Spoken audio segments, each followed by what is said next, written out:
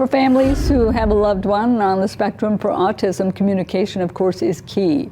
And that is why there's a push for police departments to undergo training on how to work with people who have autism without escalating things or putting anyone in danger.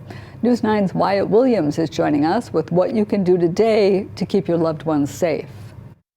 People on the autism spectrum can't always communicate the way you and I can, and that makes things difficult at times for officers responding to an emergency.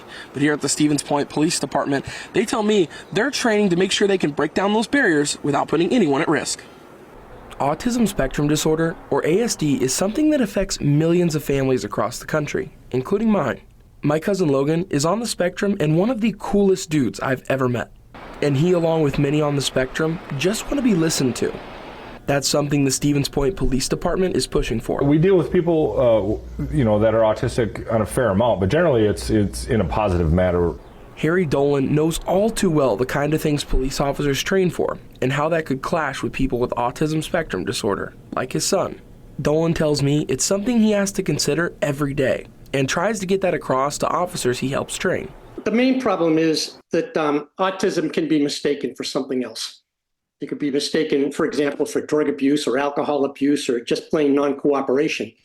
And when the police or firefighters go into a situation expecting one set of behavior and they get another, that's when problems arise. Lieutenant Johnson with the Stevens Point Police Department tells me, ultimately, it's about understanding and adapting. Each person is a little bit different in their own way, so it's important to try to find some type of common ground that will help you communicate with them better. And for families with someone in their family with ASD, you can contact your local police station ahead of time to let them know the finer details of that person and let them know anything they need to know for if an emergency were to happen.